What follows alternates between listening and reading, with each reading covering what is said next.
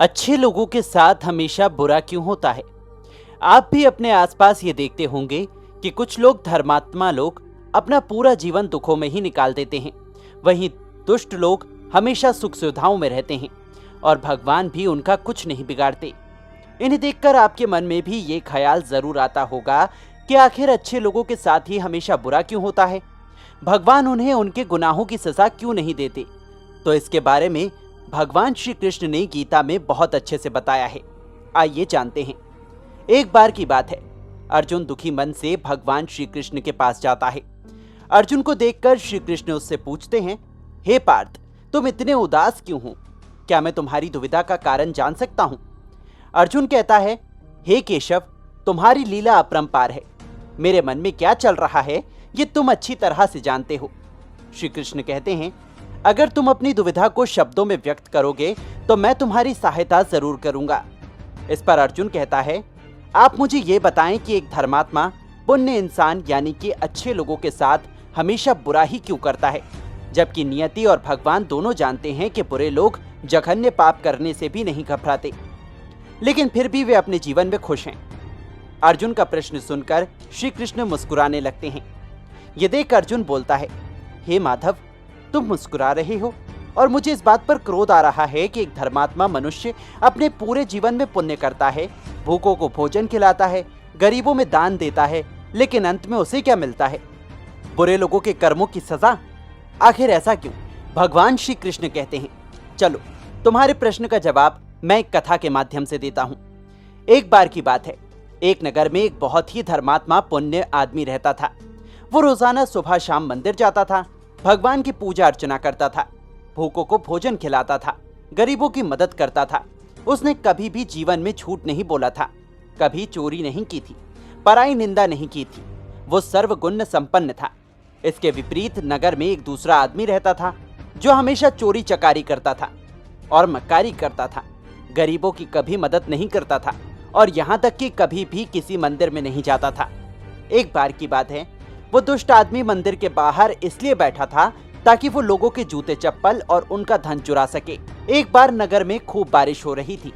उस दुष्ट आदमी ने सोचा कि आज मंदिर में पंडित के अलावा कोई नहीं होगा, मैं जल्दी से जाकर सारा धनमाल चुरा लेता हूँ। वो बारिश में ही घर से बाहर निकला और मौका देखकर मंदिर में सारे हीरे जेवरात, सोना चांदी, पैसे चुराकर अपने घर ले आया। जैसे ही बारिश कम हुई, वो पुजारी आदमी मंदिर में पूजा करने के लिए गया, लेकिन पंडित को लगा कि वो चोर है और इसने ही मंदिर का सारा धन चुराया है और उसे पकड़ लिया। गांव के सभी लोग वहां पर इकट्ठा हो गए, सब उसे चोर कहने लगे, लेकिन वो बेचारा अपनी बेगुनाही को साबित करते करते चिल्लाते चिल्लाते थक गया। आखिर में लोगों को यकीन हो गया कि इसके पास कुछ नहीं है और उसने कुछ नहीं चुराया, तो उसे घर जाने दिया। रास्ते में जाते हुए उसकी एक दुर्घटना में चोट लग गई। उसने घर आते ही भगवान पर बहुत क्रोध किया और सभी मूर्तियां फेंक दी। तुम मेरे किसी काम की नहीं हो। आखिर मैंने क्या किया है जो मुझे पापों की सजा मिल रही है? मैंने तो हमेशा लोगों का भला चाहा है, लेकिन आपने कभी मेरा भला नहीं किया। आखिर मैंने तो मंदिर का धन कभी नहीं चुराया था और तुम्हारी इतनी पूजा करने से मुझे क्या मिला? आज के बाद मैं तुम्हारी पूजा नहीं करूंगा।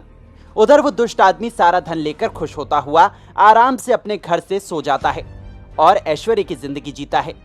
कुछ समय के बाद दोनों की मृत्यु हो जाती है। जब दोनों यमराज के सामने प्रकट होते हैं तो वो भला आदमी यमराज से पूछता है, हे धर्मराज, मैं पृथ्वी लोक पर हमेशा दूसरों का भला करता था, भूखों को भोजन खिलाया है, गरीबों की मदद की है, भगवान की पूजा की है, लेकिन इसके बदले मुझे क्या मिला? मुझे जीवन में कभी भी सुख नहीं मिला, बल्कि दूसरों के पापों की सजा भी मुझे ही मिली है। आखिर मेरे साथ इतना बुरा और ऐसा क्यों हुआ? और एक तरफ ये दुष्ट आदमी जिसने पृथ्वी लोक पर कभी किसी का भला चाहा ही नहीं, उसने मंदिर में भी चोरी की है और भगवान की कभी पूजा नहीं की, और इसने तो कभी जीवन में दुख देखा ही नहीं। आखिर भगवान अच्छे लोगों के साथ अच्छा क्यों नहीं करते? इस पर धर्मराज कहते हैं, जब तुम मंदिर से आ रहे थे तो तुम्हारे साथ एक दुर्घटना हुई थी।